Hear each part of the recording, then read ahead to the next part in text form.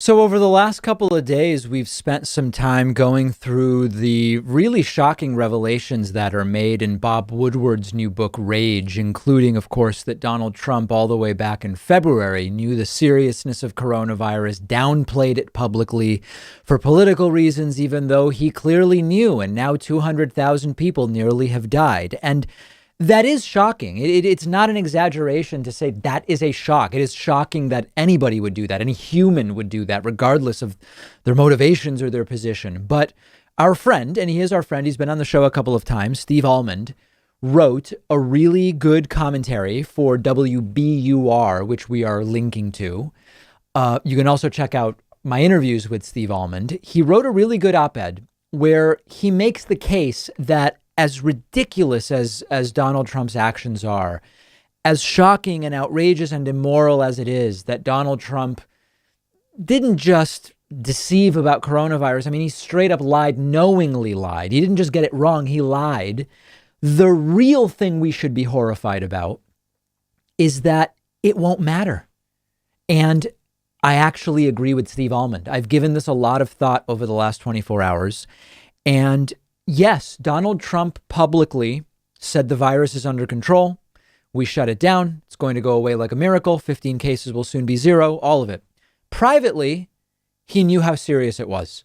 He believed that it was so contagious in early February that it was spreading through the air. And he said it to Bob Woodward. And it's insane. But as Steve Almond points out, the shock is that Trump's support will likely not move as a result.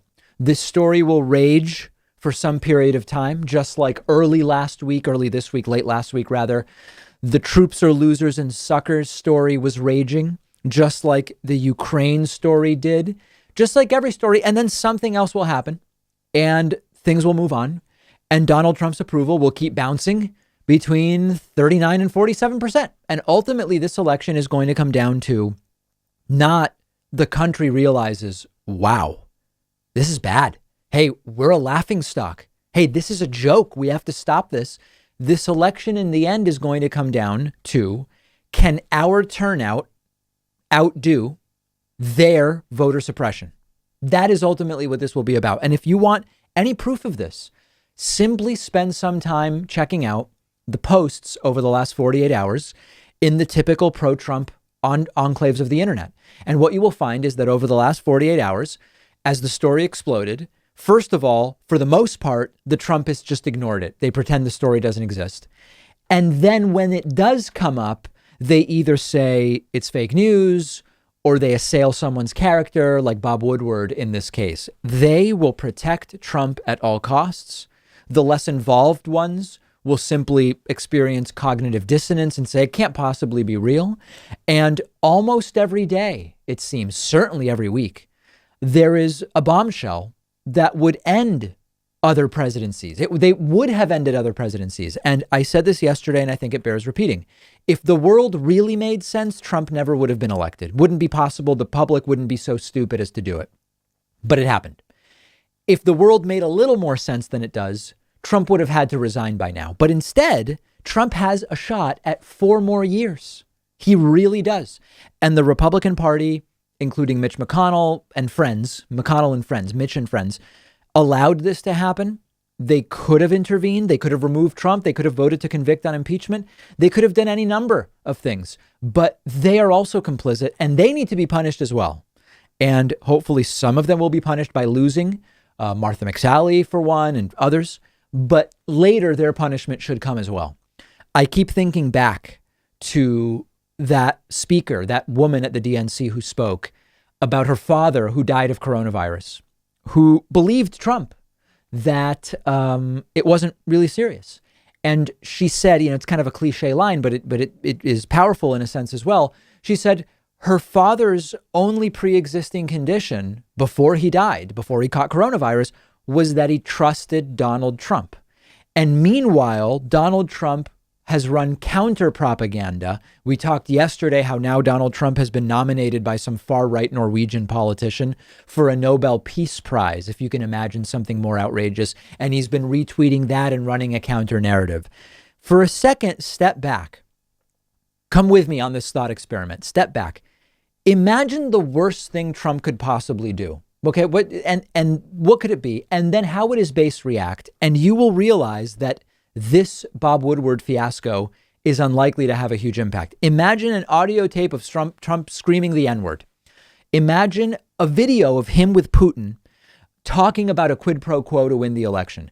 Imagine a video of Trump committing sexual assault, or Trump's taxes come out and it turns out, yeah, he's cheating on his taxes.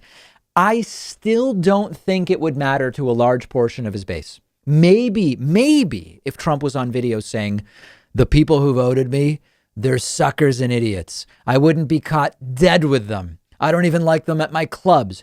Maybe that would make an impact. And I'm not even sure. I think even in that case, if Trump just straight up insulted his followers, which he's done indirectly, but if he did it more directly, I think most of them still say, you know, I don't need Trump to like me. I just need him to make America great. And by the way, I'm sure he was talking about somebody else, not me specifically.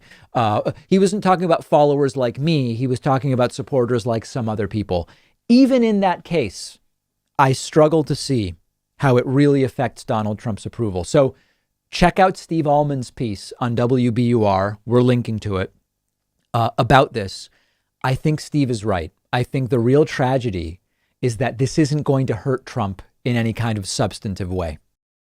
If you love feeding your intellectual curiosity, but you're always struggling to find the time, check out one of my all-time favorite apps called Blinkist. Blinkist lets you consume an entire book on your way home from work.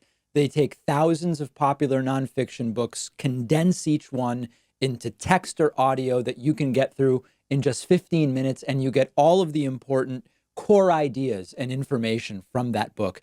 It's perfect if you don't have enough time to do all the reading you want to do, or if you just want to sample a book before you buy the entire thing. I recently read A Brief History of Time, of course, by the great Stephen Hawking. This is a book that I have been aware of for so long, and other things got in the way, and it was fantastic to check it out on Blinkist. Blinkist has books on politics, philosophy, science. They have 27 different nonfiction categories, and a subscription is only about $8 a month, and you get the entire library. But you can try it totally free and get 25% off a subscription when you go to Blinkist.com/Pakman. I've put the link right underneath this video.